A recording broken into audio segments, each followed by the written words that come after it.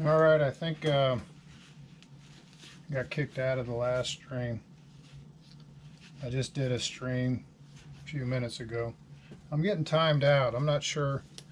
I don't think it's not the battery. I'm not sure if it's my internet provider times me out or actual YouTube does. Okay, so anyway, I'm right there where I left off. So I've got my surface coat in this cup. This cup is 14 grams. So now I got to figure out how much surface coat I've got in there. Let's see.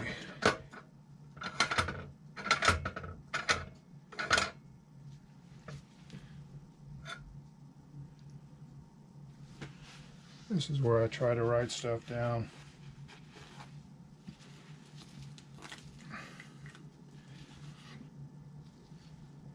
So I'm at 135 grams.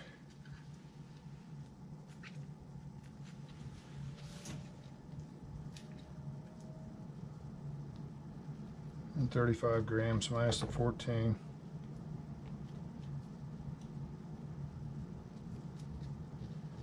$121.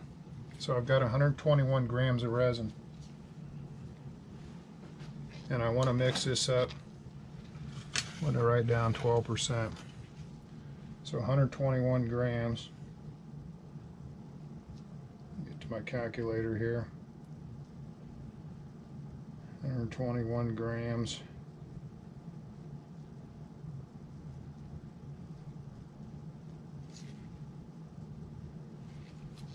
%.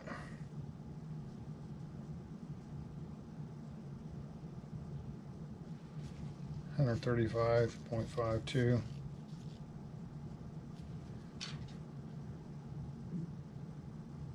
And that's including the resin. So 121 grams of resin plus 12%. It's 135.52.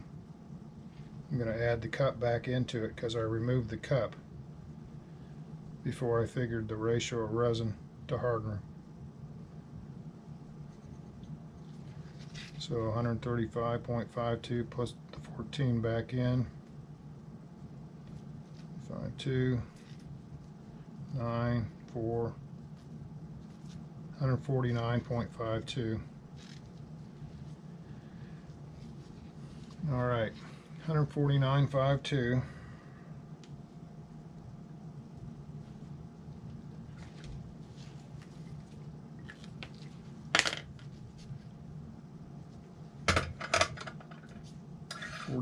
.5. This 149.6. Close enough.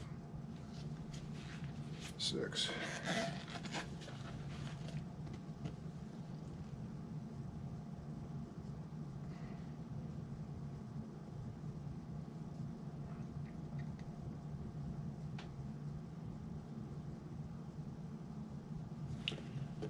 So on these gram scales, you can see this thing start to get light.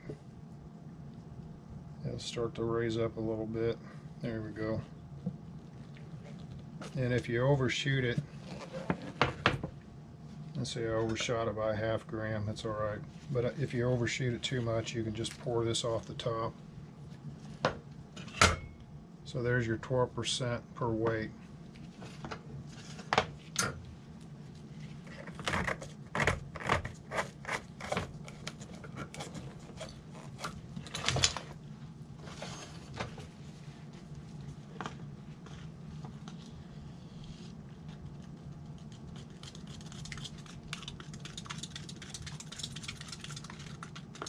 This cup here, it's a hard plastic cup. It's probably the way to go for this type of surface coat or casting resin. You can scrape the sides, you know, without tearing the cup.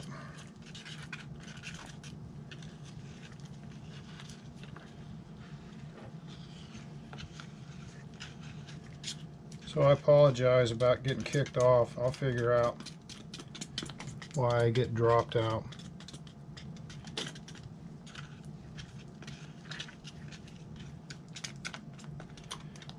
And the way it's going now, this whole deal with this stream, it's just sort of experimenting around.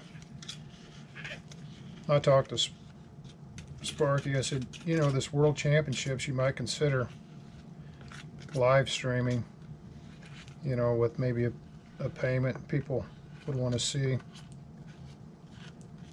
It'd have to be set up right, but they call it IRL. It's not Indy Racing League. It means in real time, in real life, I mean. And basically what these people are doing, they're coming up with these streaming, I don't know what to call them. They're just thrown together like Rube Goldberg streamers. So they got multiple hotspots. They got huge battery packs. They've got different cameras they're mounting on their motorcycles or their shoulders or their helmets, and it's really an involved process to do it right. And like I was telling somebody, I said, you know, if you go to the Indy 500 and they live broadcast that, these networks that stream a big event like that worldwide, it takes about 5 semis for all their equipment. They got a semi or two of nothing but diesel generators, and they got satellite dishes, and I mean, it's unbelievable how much stuff it takes to actually do that. So I don't know, it's when you start getting into this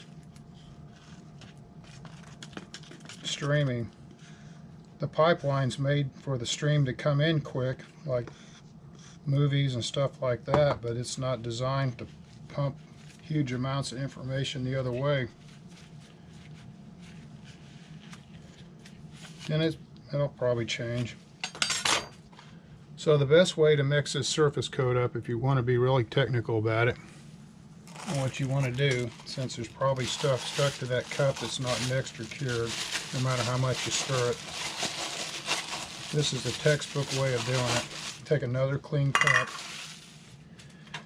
and then you actually transfer what you just stirred up into this cup.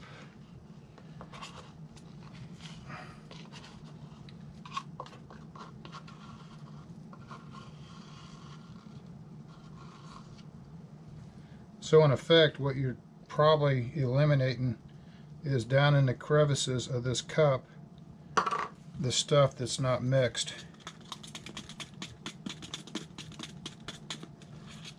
And if you're doing something like this and you need a really good hard surface coat everywhere, and you end up with an area a couple square inches that are sort of gummy or something, I mean, that's not good. So basically what I'm saying is, down in those nooks and crannies, no matter how hard you scrape, this might not go down in there. So this alleviates another variable of uncured resin.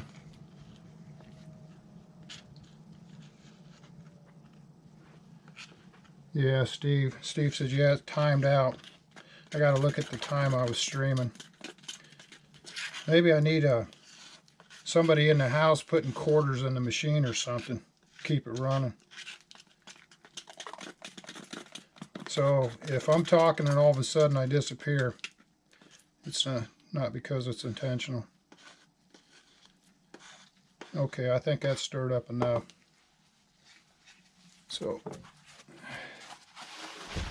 and this stuff here, I mean, you get into mixing this resin, it's pretty critical. I mean, the ratios and stuff, but when it comes to making these parts and doing this stuff, it's not rocket science. You know, this is pretty straightforward stuff here. And so it's something, if you want to spend the time, it's doable. Now this is the acid brush on a stick. So at this point, I don't have a whole lot of time, and I got to make sure that I get all the corners sealed up.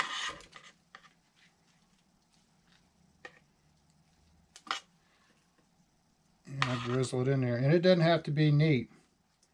I mean, you can let this stuff go down the sides, you know, it can Don't worry about it. Just get it in there. And just make sure that when you put this stuff in, it's going down in all the little cracks and crevices.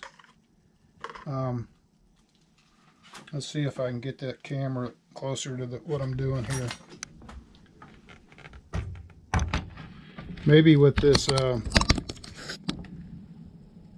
see-through plastic, you can probably tell what I'm doing. So I'm wiping it up the edge of this landing gear mold, right down there where that seam is. And let's just say there's an air bubble in there after the fact, you know. It wouldn't be any big deal. You can go back and mix up a little bit more surface coat and fix that air bubble or void. So if it's not perfect, it's not all lost either. So I'm trying to see if you can, yeah, you can sort of see through the plastic what I'm doing. See how I'm wiping that stuff down in those little cracks. Another thing, when you start doing this, you better be wearing the worst clothes you got. If you're like me, you'll be wearing this stuff. This is the one here I need to make sure that you get down here and seal this crack up a little bit.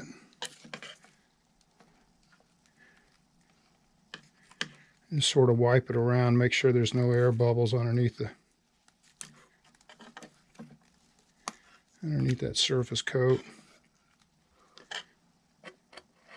And then the PVA, when you put PVA on something like this, get it good and thick.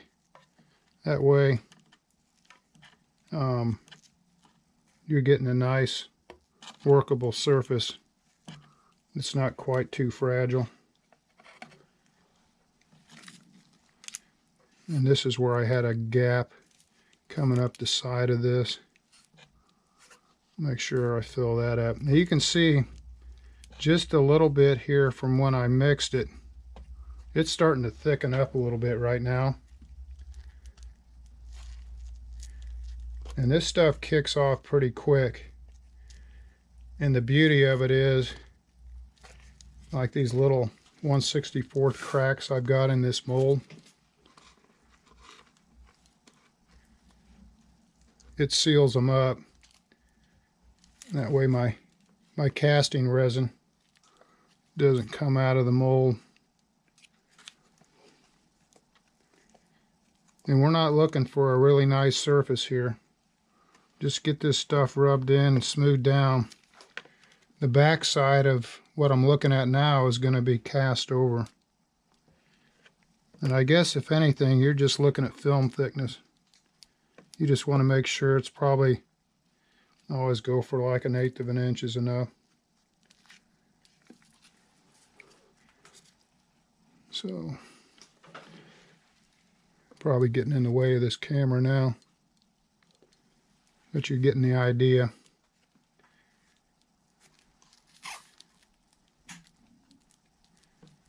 Let's see, I'll come up the sides of this.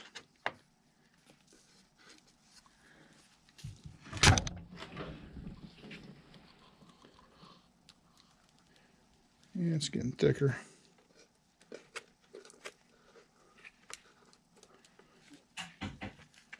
The other thing is, when you're mixing this stuff up, let's say if you think you might have a little extra left over, if you have another mold, let's say a bell crank mold or landing gear or wheel pant, just have it on standby there, so you can always say, well, I got enough surface coat here to do a wheel pant mold or something. That way you're not wasting anything.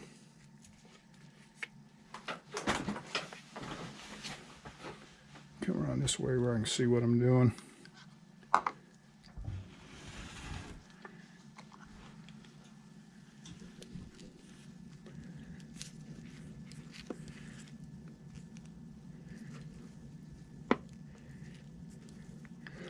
So right now, this stuff is really getting thick. And of course, if you want to make it really pretty, you know, you could actually make sure you cover all the inside surface. I ain't worried about it. The main thing is the surface of the bell crank, or the landing gear itself, is covered. And then if you go back later, look what you did. If you see some air bubbles coming through, or see where it's needs to be brushed a little bit more, just go ahead and just keep working it in there.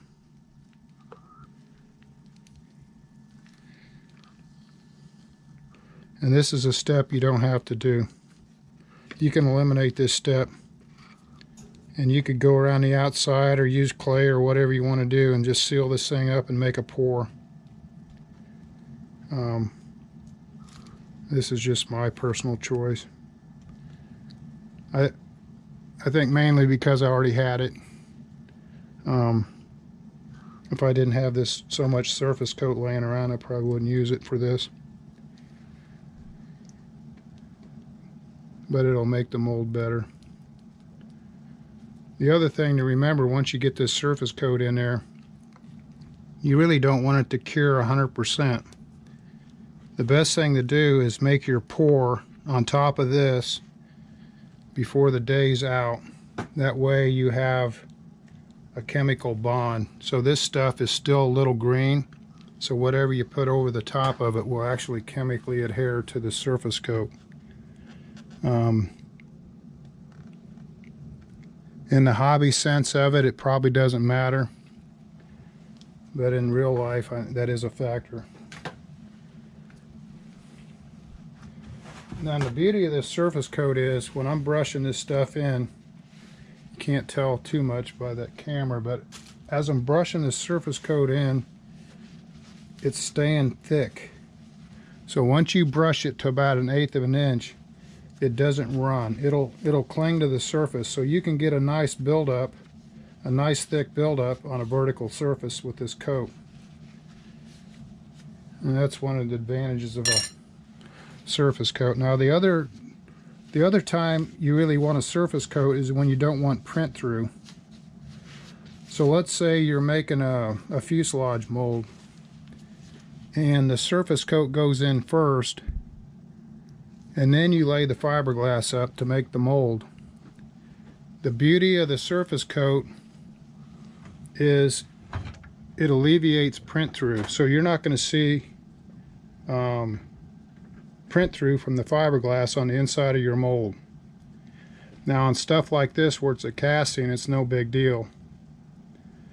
But that's another place surface coat shines, is when you're actually laying up a composite mold out of fiberglass, multiple layers, and you want the inside of your mold to be really slick and glass-like, and you don't want to see any print through. So once you get it to about this thick, between 1/4 and 1/8 inch, you're going to alleviate the print through.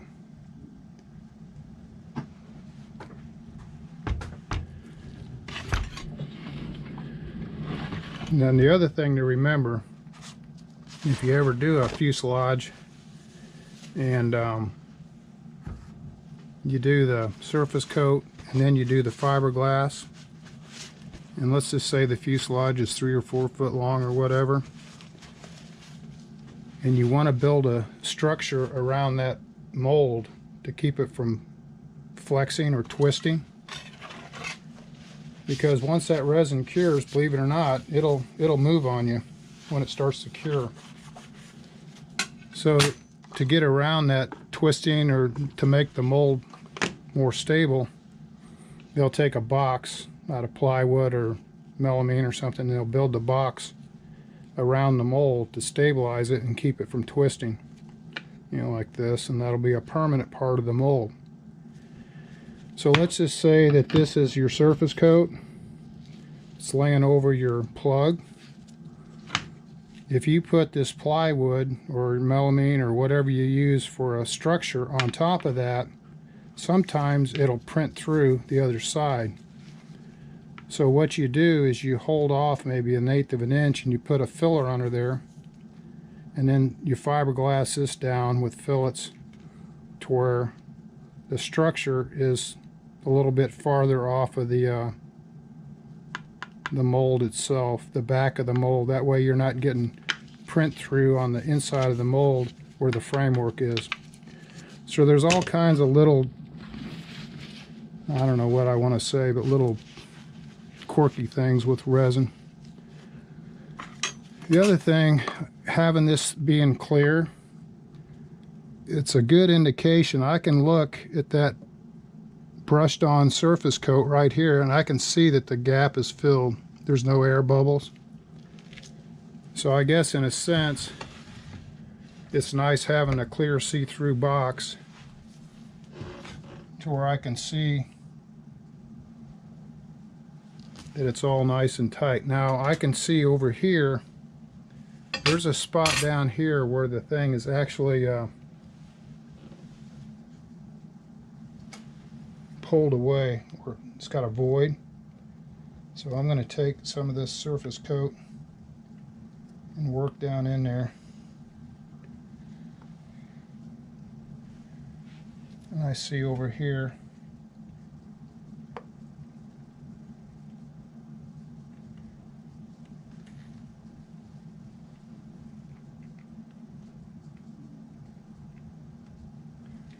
okay, so anyway, that helps.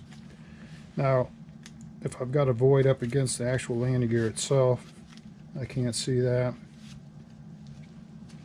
But if there is one, I'll just go after the mold's made and I'll just take a little bit of extra material, and it'd be like putting a filling in a tooth. I'll just take a Dremel and grind out the air bubble and fill it up with the little bit more surface coat I'll mix up, and that way it'll buff out and it'll look just like the mold. You won't even see the repair.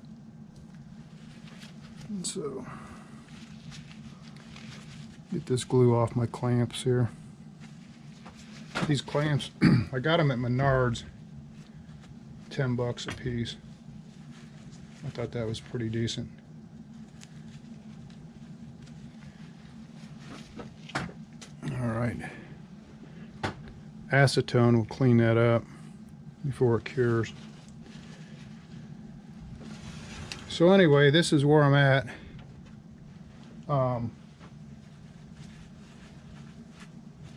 I think what I'm going to do is grab something to eat, let this thing cure, and I'll probably lay up some bell cranks, but then when I backfill this with the resin itself, I'll probably turn the camera back on. You'll see the pour, and then probably come back after the pour, and that'll be like the grand opening of the mold, where I'll pop the two halves apart.